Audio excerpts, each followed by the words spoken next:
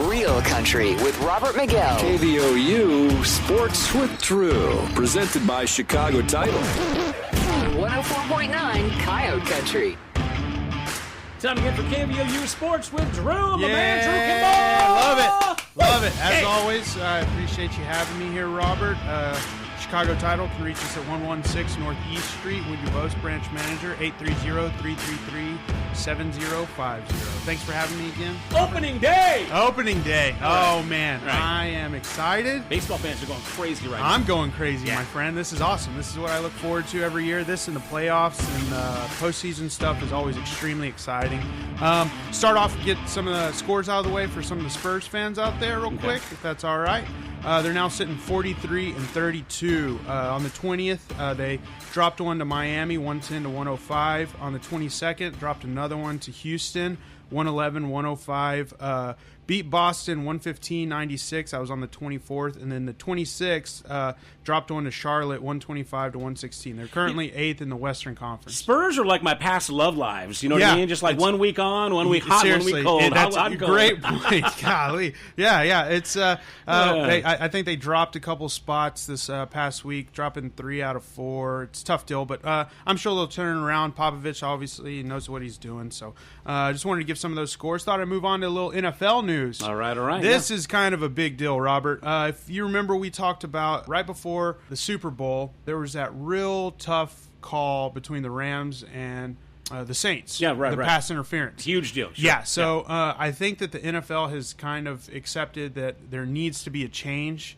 Going forward, pass interference, whether flagged or not, can be challenged by coaches and reviewed by officials. That's starting next season. Oh. So they're putting it into, which, Saints That's going to make so many people happy, man. It is. I mean, it is. Well, pass interference is a big deal. It is. It's a huge deal because in this instance, it changed the course of the game. Yeah. And it could have changed the course of the... Who won the Super Bowl. Yes. Absolutely. I mean, that's always going to be an asterisk next to it because that was is a blatant bad call. You know, but you have so much to lose with a pass interference, exactly, or so much to gain. And like the extremes. Yes, it's one thing 5 yards here, 10 yards here. Yeah. But when you're potentially losing or gaining 20, 30, 40 yards, yes, in such the distance of a pass, that's game changing. Huge. Yes, it is. And we've been dealing with that for years. And the fact that it hasn't been incorporated, even now that there's the red flag that guys coaches can throw out there for calls. It kind of blows my mind that this hasn't come up before with the introduction of instant replays and this stuff. So I'm as a fan, it's really good to see. I mean, people can say, well, it's not, it's changing kind of the whole baseball deal too, to where it's like, well, are these officials even needed anymore? Of course they are. But sure, it's one of those things that this is such a big deal. This can, these Saints fans are like, well, thanks for nothing at this point, but it could change some huge things going forward. Look, more than 9 times out of 10, we're going to take the refs, at the face value. Yeah. But there's going to be that time every now and again where you got to go, let's roll tape. Right here. This past season was a huge example. I mean, more than likely the Saints win that game. I mean, obviously, you never know. You just got to have that option. You do. And that's it's a big deal. I definitely wanted to cover that. I'll keep tabs on that because I think that it's going to be a huge deal coming up this next season. Moving on to some MMA news, kind of a big deal for the fans out there. Conor McGregor has announced his retirement. And he's done this before, Robert. Right. He's done this before. But I don't know, man. It might be the real deal. He's got...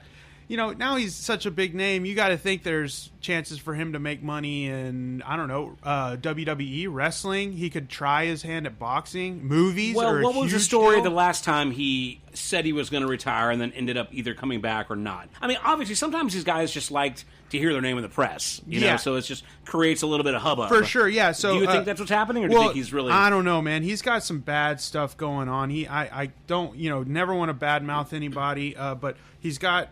There's been some stuff. There's sexual harassment allegations in Ireland that he's had to deal with. He obviously had the big hoopla where he threw the ladder through the bus at that the big what's it called, the conference, right? The press conference. That was a year or so back, and I just think that he might need to get out now and try his hand at something else, and especially him losing to Khabib last year in October. That's kind of a bad deal. He's lost 3 of his last 4. Yeah, and I mean, I don't want to say he's lost a step. He's a young guy. He's definitely he's only 30 years old, which in any time you're in a contact sport like that definitely takes a beating, and he is one of the best. But I don't know. He's going through his Rocky 3 phase. Yeah, where he's seen all the glory, but he's lost his edge. Yeah, he's getting a little lazy.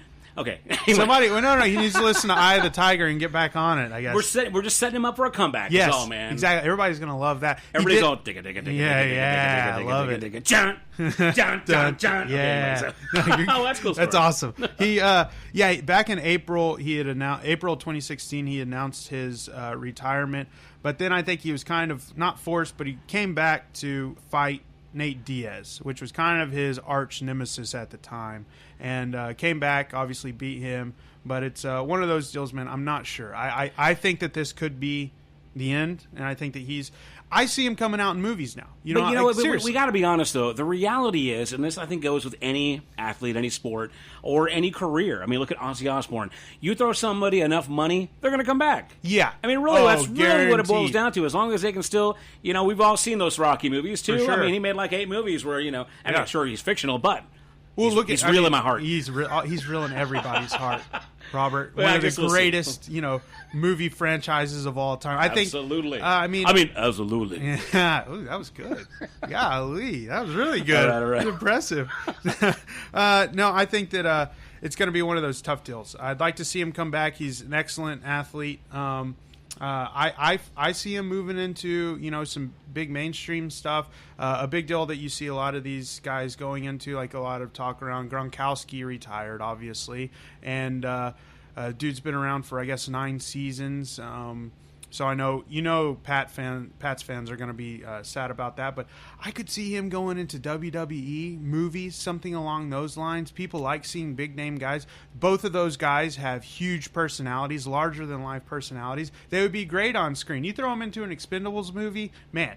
You're selling that place out. I mean, I would go see that, see the humor that they bring, everything, and the fact that they're larger than life. But you're right. You could make B movies for the rest of his life. Yes, he could, and sure. He would make more money doing that than he probably did with the athletic stuff. Moving right along, we're going to get into some college basketball stuff. Just a caveat for all the fans out there wondering why I haven't covered March Madness. That would take up the entire show, and it's a little tough right. Whenever you have that many teams. So I thought I'd start covering it now that we're getting down to the Sweet 16. Real quick, before I get to that, I pulled a story that's pretty nuts. There's a guy out of Columbus, Ohio. His name's Greg Nigel, Nigl. I don't want to mispronounce it, but the guy has gone and predicted 48 perfect games so far. What? Yes, unheard of. Wow. Yeah, he didn't. I was reading where he almost didn't fill out his bracket, but he did. I guess he was sick right before the deadline and didn't feel like doing it. But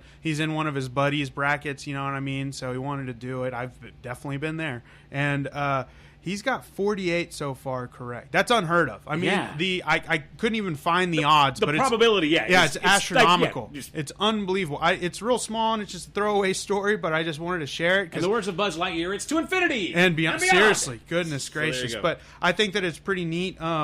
He's every game so far has been perfect. I'm going to keep an eye on this because it's kind of a neat deal, and I'd like to see what happens. But I was going to give a quick rundown. I'm going to find that guy, take him to old Lucky Eagle.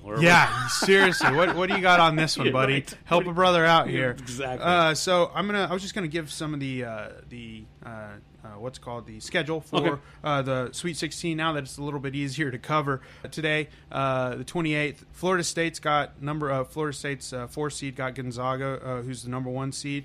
Purdue, 3 seeds got Tennessee at the 2 seed. And then got a couple of Texas teams in there I love to see. Texas Tech, 3 seeds got 2 seed Michigan. 12 seed Oregon's got 1 seed Virginia. That'll be a good game, I'm sure. Friday, tomorrow we've got LSU 3 seed versus Michigan State at 2 seed. Auburn 5 seed against number 1 North Carolina. That'll be another good game. Virginia Tech 4 seeds got Duke, which is also a 1 seed, and then Houston, good old Houston, U of H has got 3 seed. They're playing number 2 seed Kentucky, which, I mean, that'll be a really good game, too. Coach K over there. That'll be a really good game.